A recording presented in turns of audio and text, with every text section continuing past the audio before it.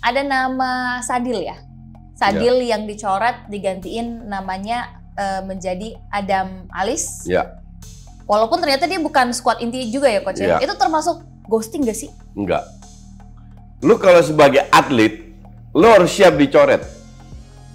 Siapapun lu orangnya. Dan dia akhirnya curhat kan di IG. Curcol. Ya. Untuk gue sih sebenarnya nggak perlu itu. Tapi ada beberapa pemain zaman sekarang yang suka curhat di IG. Untuk gue sih, ya untuk gue sih agak tolol ya. Dianya atau secara general orang-orang secara general orang yang suka gini. Kalau lu asal curcol nyindir-nyindir gue masih paham lah. Tapi kalau lu dicoret terus lu membalas ya. Untuk gue itu agak tolol. Agak sangat amat tolol. Karena orang tahu bahwa ini balasan buat lo. Iya kan? Oke. Kecuali kalau lo mainnya sangat halus, ini bisa statement yang keluarkan itu bisa kemana-mana, itu kembali ke interpretasi orang.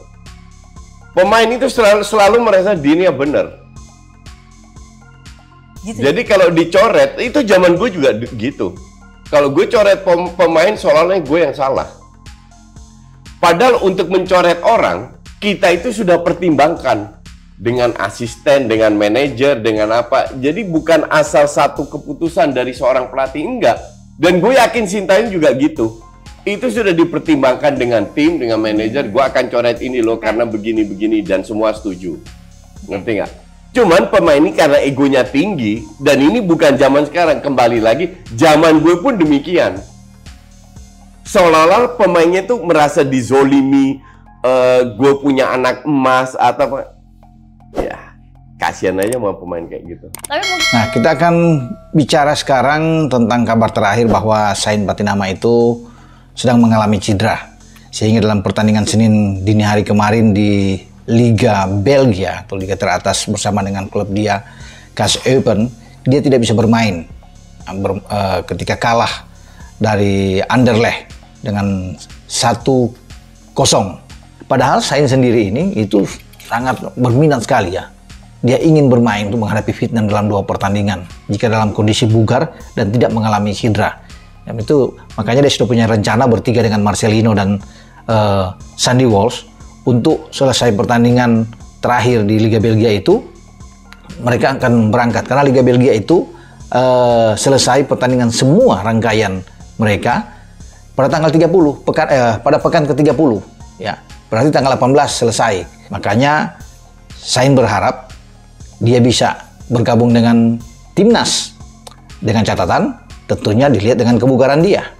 Tapi kalau dia tidak bugar itu yang tidak akan dipaksakan oleh STY untuk memainkan Sain Patinama. Nah, semoga dia dalam waktu dekat ya dia cepat ya untuk dia recovery cedera dia fit dan menyatakan bahwa dia siap bermain bersama dengan tim Indonesia sehingga dia bisa berangkat bersama dengan Sandi dan dengan Marcelino satu pesawat untuk tiba di Indonesia. Semua kita akan lihat perkembangan ke depan soal Sain Patinama dan apakah STY akan tetap memasukkan dia atau menepikan dia untuk sementara atau mencoret dia untuk menjaga karir dari Sain Patinama ini untuk tidak sekali lagi tidak dipaksakan untuk bisa bermain bersama tim nasional Indonesia. Klub sendiri nggak mau pemain cedera dan performanya tidak bagus. Betul. Tapi sebenarnya persoalannya, Bung, kalau kita lihat dari pemainnya, dari tadi yang kita bahas dari klub, dari pelatih gitu, dari pemainnya sendiri, padahal kan pasti punya keinginan besar untuk bermain di timnas dong. Karena kan itu kesempatan yang besar sekali untuk mereka. Betul. Nah, gimana kalau kita lihat dari sisi pemainnya, Bung? Karena kan pasti secara nggak langsung mereka yang seharusnya bisa perform di timnas, jadi harus tertahan gitu. Tidak ada pemain yang tidak mau untuk bermain di tim nasional. Tidak ada. Pasti semua punya kerinduan ini. Dan mereka kan merasa ini merah putih ya, Garuda di dada itu mereka harus tampil. Cuma juga mereka terbeban di sini karena mereka kan punya kontrak dengan klub juga. Ketika tidak ada agenda FIFA untuk bisa melepas itu, mereka harus bisa menghormati juga. Itu yang sebenarnya dilematis buat mereka. Mereka dibayar, mereka digaji oleh klub. Iya, iya. Iya dong. Iya. Jadi mereka harus patuh dengan kebijakan atau dari manajemen yang ada. Betul. Nah itu sekalian untuk mencari win-win ini, ya itu PSSI yang harus turun, ya Pak Ketuanya harus turun untuk bisa membicarakan ini. Saya pikir kalau ini bicara adalah solusinya pasti ada. Tapi Pelatih yang sekarang ini emang tangan dingin banget. Kalau tangan dingin kan harus dibuktiin. Ini masuk bukti bukan? Bisa masuk salah satu bukti apa enggak? Oke, begini poinnya. Gimana coba? Ini sensitif karena buat publik bola. Publik bola mencintai Iya. Coach Shin Tae-yong ini, Coach Shin ini. Persoalannya karena publik kehilangan percaya dan respect pada PSSI kan. Trustnya pada PSSI turun. Jadi apapun PSSI buat publik adalah negatif. Tapi Shin Tae-yong adalah positif. Cuma saya mau Padahal itu kan sebetulnya kan, gede juga kan iya. sebenarnya. Yang saya mau lurusin objektivitasnya. Kalau saya PSSI, saya hire pelatih bagus, maka ukurannya apa? Parameternya, kesuksesannya, target tuh. Targetnya terpenuhi apa tidak? Oke.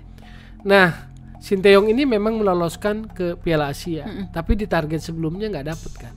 Di level yang lebih rendah ASEAN, AFF, Piala AFF dan SEA Games kan gagal. Tapi di ASEAN lolos. Jadi ada up and down-nya.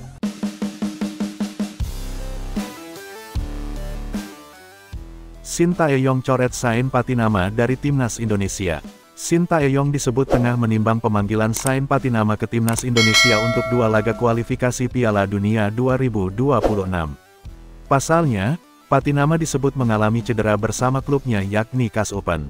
Indonesia akan memainkan pekan ketiga dan 4 kualifikasi Piala Dunia 2026 zona Asia, 21 dan tanggal 26 Maret mendatang.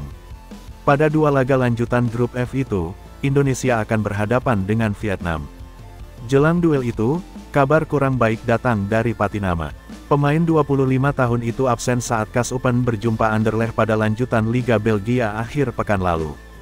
Dia absen karena cedera. Cederanya tidak serius. Kabarnya masih tergolong ringan. Namun, dia perlu untuk istirahat, kata pengamat sepak bola Roni Pangemanan pada siniar di kanal YouTube Bung Ropan.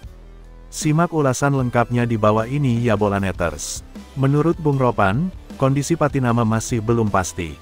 Belum ada keputusan yang dibuat oleh Shin Tae-yong soal Patinama, apakah akan dipanggil ke Timnas Indonesia atau tidak.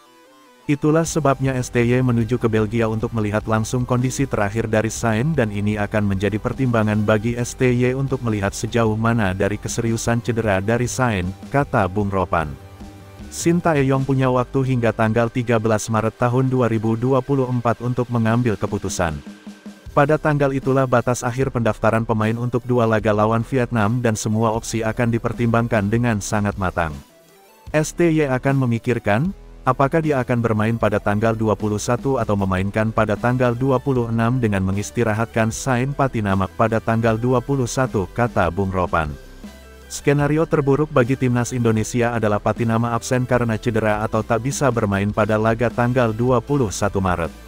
Namun, Bung Ropan merasa tidak ada yang perlu dikhawatirkan jika itu terjadi. Masih ada Pratama Arhan kalau bermain di kiri, syukur-syukur kalau Nathan Chuaon itu sudah cepat diurus diambil-ambil sumpahnya kemudian pengurusan perpindahan federasi cepat, ucap Bung Ropan. Edo Febriansah tidak akan dipanggil dan hanya ada Arhan di sana. Ya, tidak masalah saya pikir untuk 2 pertandingan mempersiapkan Arhan kalau Sain tidak ada karena kita masih punya Justin Hubner. Justin bisa bermain di kiri, tegasnya. Berita selanjutnya. DPR RI terima permohonan naturalisasi The Profesor, Ragnar Oratmangun, dan Maarten Paes. Kabar baik untuk Timnas Indonesia usai DPR RI menyetujui proses naturalisasi pemain keturunan Indonesia Tom Haye, Ragnar Oratmangun, dan Maarten Paes. Hal ini disampaikan saat rapat paripurna DPR RI ke-13 masa persidangan 4 tahun sidang tahun 2023 sampai tahun 2024 pada Selasa 5/3. Kabar ini disampaikan oleh Wakil Ketua DPR RI, Sufi Dasko Ahmad.